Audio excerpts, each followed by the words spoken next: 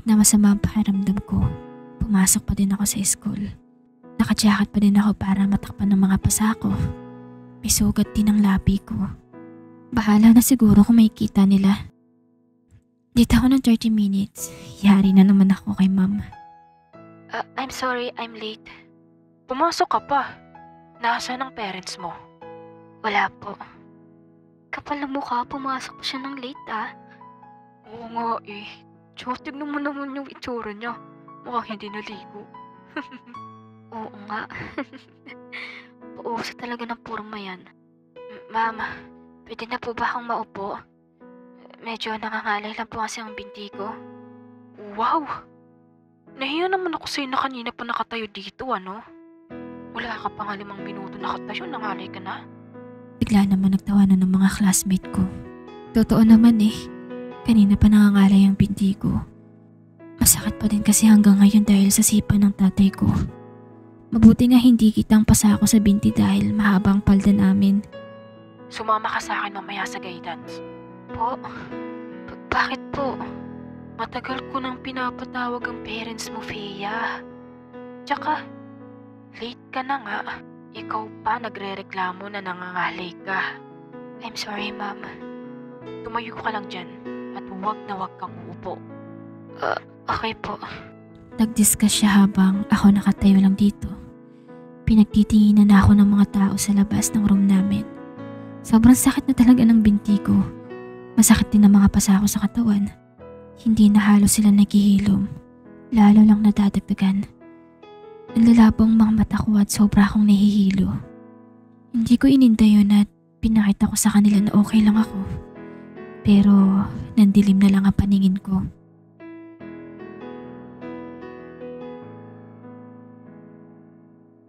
Nagising ako at nandito ko ngayon sa klinik. Masakit pa din ang ulo ko, nahihilo at parang hindi man lang nabawasan yun. Iha? Kamusta pakiramdam mo? Hinimatay po ba ako? Yes, Iha. Pwede ko ba matanong kung saan nanggaling ang mga pasa mo? Ngayon ko lang napansin na hindi na pala ako naka-jacket ngayon. Ito po. Nahulog po kasi ako ng hagdan. Hindi naman ganyan ang itsura ng nahulog sa hagdan, Iha. Dami mong pasa sa katawan. Ayun ang naging dahilan ng pagkawala ng malay mo. Hindi na lang ako nakapagsalita dahil wala akong maisip na idadahilan pa sa kanya eh. Uminom ka ng gamot. Galagnat ka. Kumain ka na ba? Hindi pa ho. Sakto. May tinabi akong kanin at ulam dito. Salamat po. Bigla na lang lumakas ang ulan. Yun nga lang at wala akong payong. Hindi naman ako pwede sumabay sa mga classmate ko dahil itataboy lang nila ako. Wala nga gustong lumapit o tumingin sa akin eh. Halos mag-iisang oras na akong nag-aantay tumila ang ulan. Pero habang tumatagal mas lalo lang itong lumalakas. Alam kong hinahanap na ako nila papa at kuya. For sure na galit yun at pag uwi ko, sasaktan na naman nila ulit ako. Kumukonti na mga estudyante ang nandito kaya kahit malakas ang ulan, umuwi na ako. Nagtaklab ako ng jacket ko pero hindi sapat yung para hindi ako mabasa. Nang makarating ako, sarado ang gate namin kaya naman nag-doorbell ako. Kanina pa ako dito pero walang nagbubukas ng gate para sa akin. Sumisigaw na ako at tinatawag sila pero hindi pa rin nila ako pinagbubuksan. Anong oras pa lang naman at alam kong gising pa silang lahat sa loob. Naluluha na ako dahil kanina pa ako dito sa labas. Naliligo ng ulan at masama ang pakiramdam. Nahihilo ako pero nilalabanan ko yun. Gusto nang magpahinga ng katawan ko. Wala na akong magawa at naupo na lang ako sa harap ng gate habang umiiyak. Ano bang buhay ito? Ang sama-sama sa akin. Iyak lang ako ng iyak hanggang sa mapagod ako. Nanlalamig at nakinginig. Nagbabaka sakali pa din na may magbubukas ng gate para sa akin. Uy, babae. Anong ginagawa mo dyan? Nagising ako dahil sa ingin na ni Papa. Ayan ang napapala ng puro gala. Ano, masarap ba matulog sa labas? Wala na palang ulan at matirik na ang araw. As usual, tabakang hugasin at sa akin nila pinuhugas yun. Mabuti at may tira silang ulam kakaunti lang pero mabubusog na ako dun.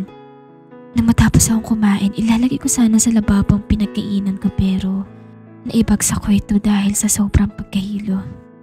Tatanga-tanga talaga. Sinampal ako ni kuya at nandun ang pagtataka. Tinisi mo yan. Bilis! Oo, opo. Napapadalas ang pagkahilo ko. Hindi ako makatulog sa gabi para kasi naririnig ko yung tibok ng puso ko tuwing natutulog ako. At sobrang lakas ng tibok na yun na parang umaabot na sa ulo ko. Sana kayanin ko pa.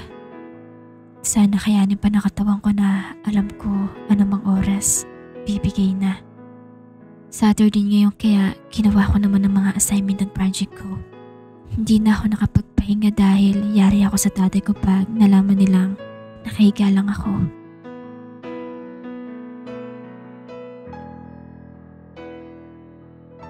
Birthday ngayon ni Papa.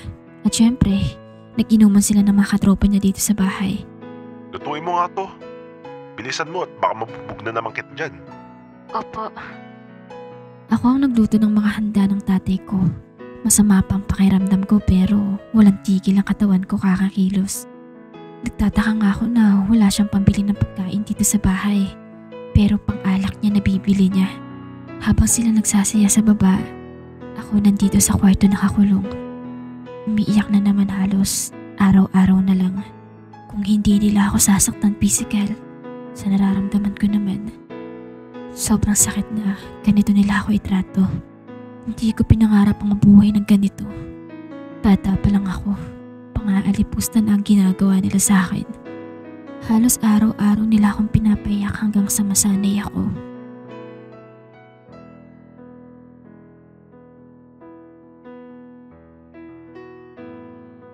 Nagising ako dahil sa kumukulo kong tiyan. Nagugutom na ako. Pagbaba ko ay nakita ko si Papa na natutulog. Sobrang kalat ng paligid niya. May mga basag na baso pa nga ang nandun. Natuwa ako dahil may tirang ulam sa rep na handa kahapon ni Papa. Sa wakas, may ulam. Sinamantala ko habang tulog silang lahat. Kumain ako at may tirang cake na nandun. Kumuha ko ng plastic at itinabi yung para baon ko pag papasok ako. Nang matapos ako, nilinis ko naman ang mga pinagkainan nila kagabi. Nagsaing na din ako para pagkising nila, may makakain sila. 3 na lang pala kami ang nandito. Yung bunso naming kapatid, nandun kasama na ang asawa niya. Madalas din nag-aaway yun dahil sa pera. Wala kasang trabaho yun dahil nga maaga siyang nagkaanak. Bumibisitahin dito kapag nag-aaway silang mag-asawa at nagiinom kasama sila kuya at papa. Habang nililinis ko ang mga kalat, napahinto ako sa ginagawa ko at napahawak sa ulo ko. Kumikirot at parang may tinitusok na harayong. Naramdaman kong may tumulo sa ilong ko at paghawak ko dun, may dugo. Nagulat ako nang makita ko yun. Agad kong pinunasan yun at tinakpan para tumigil ang pagtulo ng dugo. Bakit may dugo? Ano nangyayari sa akin?